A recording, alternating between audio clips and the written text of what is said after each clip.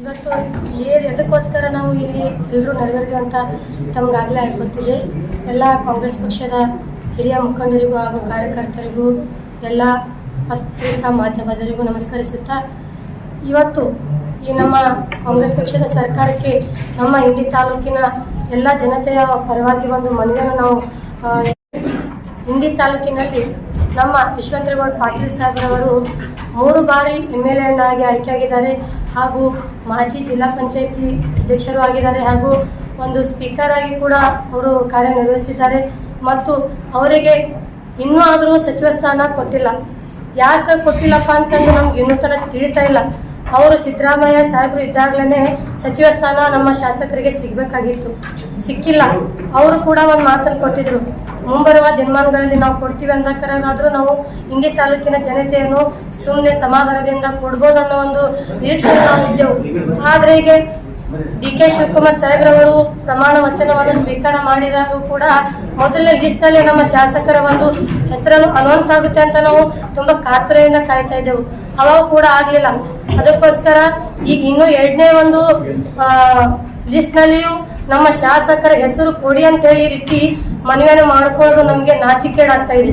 ಯಾಕಪ್ಪ ಅಂತಂದ್ರೆ ಇದು ನಾವು ಕೇಳಿ ಪಡೆಯೋದಲ್ಲ, ಸರ್ಕಾರಕ್ಕೆ ಗೊತ್ತಾಗ್ಬೇಕಿದು. ಯಾಕಪ್ಪ ಅಂತಂದ್ರೆ ಇಂಡಿ ತಾಲೂಕು ಹೇಗಿದ್ದಿತ್ತು, ಹೇಗಾಯಿತು. ಈ ಒಂದು ಸ್ವತಂತ್ರ ಸಿಕ್ಕಿದ ನಂತರ ಕೂಡ ಇಲ್ಲಿಯವರೆಗೂ ಈ ತಾಲೂಕಕ್ಕೆ ಸಚಿವ ಸ್ಥಾನ ಕೊರತೆ ತುಂಬಾನೇ ಅಂದ್ರೆ ತುಂಬಾನೇ ಇದೆ. ಮತ್ತು ಇಂಡಿ ಮೊದಲು ಹೇಗಿತ್ತು, ಹೀಗಿದೆ ಅನ್ನೋದು ಸರ್ಕಾರಕ್ಕೂ ಗೊತ್ತು ಮತ್ತು ಇಲ್ಲಿರುವ ಎಲ್ಲ ಜನರಿಗೂ ಗೊತ್ತು. ಈ ಜಿಲ್ಲೆಯಲ್ಲಿ ಸಚಿವ ಸ್ಥಾನ ಎಲ್ಲ ತಾಲೂಕಿಗೂ ಸಿಕ್ಕಿದೆ, ಎಲ್ಲ ನಾಯಕರಿಗೂ ಡಬಲ್ ಸಲ ಸಿಕ್ಕಿದೆ. ಆದ್ರೆ ಇಂಡಿ ತಾಲೂಕಿಗೆ ಒಂದು ಸಲನೂ ಕೂಡ ಸಿಕ್ಕಿಲ್ಲ. ಯಾಕೆ ಸಿಗ್ತಾ ಇಲ್ಲ ಅನ್ನೋದು ನಮಗೂ ಚಿಂತೆ ಆಗ್ತಾ ಇದೆ. ಯಾಕಪ್ಪ ಅಂತಂದ್ರೆ ಸರ್ಕಾರಕ್ಕೆ ಇದು ಒಂದು ತಿಳುವಳಿಕೆ ಇರಬೇಕು. ಯಾಕಂದ್ರೆ ದೊಡ್ಡವರು ನಮ್ಮ DK ಶಿವಕುಮಾರ್ ಆಗಿರ್ಬೋದು, ಮಾಜಿ ಸಿದ್ದರಾಮಯ್ಯ ಸಾಹೇಬ್ರಾಗಿರ್ಬೋದು, ಹಾಗೆ AICC ಖರ್ಗೆ ಸಾಹೇಬ್ರಾಗಿರ್ಬೋದು, ರಾಹುಲ್ ಗಾಂಧಿ ಅವರಾಗಿರ್ಬೋದು, ಮತ್ತು ಪ್ರಿಯಾಂಕಾ ಮೇಡಮ್ ಅವರಾಗಿರ್ಬೋದು, ಮತ್ತು ಸೋನಿಯಾ ಗಾಂಧಿ ಆಗಿರ್ಬೋದು, ಹೀಗೆ ಮತ್ತು ವೇಣುಗೋಪಾಲ್ ಅವರಾಗಿರ್ಬೋದು, ಸುರ್ಜೇವಾಲಾ ಸರ್ ಆಗಿರ್ಬೋದು, ಎಲ್ಲ ಸಾಕಷ್ಟು ಹಿರಿಯರು ಗೊತ್ತಿದೆ. ಶಾಸಕರು ಎಂಥ ಒಂದು ನಿಷ್ಠೆಯ ಪ್ರಾಮಾಣಿಕತೆ ವ್ಯಕ್ತಿ.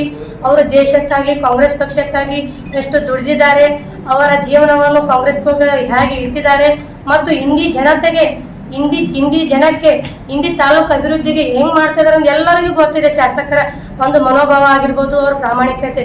ಆದ್ರೂ ಯಾಕೆ ಕೊಡ್ತಾ ಇಲ್ಲ, ಇದು ನಮಗೊಂದು ಪ್ರಶ್ನೆ ಆಗಿದೆ. ಈ ಪ್ರಶ್ನೆಗೆ ನೀವು ಉತ್ತರ ನಮಗೆ ಕೊಡಬೇಕಾದಷ್ಟು ಬೇಗ, ಇಲ್ಲ ಅಂದ್ರೆ ಉಗ್ರ ಹೋರಾಟನ ಮಾಡ್ತೀವಿ. ಇಂಡಿ ತಾಲೂಕು ಜನತೆ ಈಗಾಗಲೇ ಎಲ್ಲರೂ ಹಿರಿಯರು ಮುಖಂಡರು ಹೇಳಿದ್ದಾರೆ, ಯಾರ್ಯಾರು ಗೌರ್ಮೆಂಟ್ ನಾಮಿನೇಟ್ ಆಗಿದ್ದಾರೆ ಅವರು ರಾಜೀನಾಮೆ ಕೊಡ್ತೀವಿ ಅಂತ. ಆದ್ರೆ ಇಲ್ಲಿ ಒಂದು ಸಣ್ಣ ಕಾರ್ಯಕರ್ತರು ಕೂಡ ಸಾಮೂಹಿಕ ರಾಜೀನಾಮೆ ಕೊಡುವ ಒಂದು ದೊಡ್ಡ ಹಂತಕ್ಕೆ ನೀವು ತರೋದಕ್ಕೆ ಹೋಗ್ಬೇಡಿ ಅಂತ ಹೇಳ್ಬೇಕಾಗುತ್ತೆ. ಮತ್ತು ಇಂಡಿ ತಾಲೂಕಿನಲ್ಲಿ ಮಹಿಳಾ ಘಟಕವನ್ನು ಸೃಷ್ಟಿಯಾಗಿ ಮಹಿಳೆಯರಿಗೆ ಸಮಾನಾಗಿ ಹಕ್ಕು ಕೊಟ್ಟು ಜಾತಿ ಭೇದ ಅಂದೇನೆ ಎಲ್ರಿಗೂ ಒಂದಾಗಿ ನೋಡಿ ಇಲ್ಲಿ ಒಂದು ಸ್ಥಾನದಲ್ಲಿ ಮಹಿಳೆಯರು ನಿಂತು ಮಾತಾಡ್ಲಿಕ್ಕೆ ಕಾರಣೀಭೂತರಾದ್ರೆ ಯಾರಾದ್ರೂ ಇದ್ರೆ ಅದು ನಮ್ಮ ಯಶವಂತರಾಯಗೌಡ್ರು ಅಂತೇಳಿ ನಾವು ಹೆಮ್ಮೆಯಿಂದ ಹೇಳ್ಕೋಬೇಕಾಗುತ್ತೆ.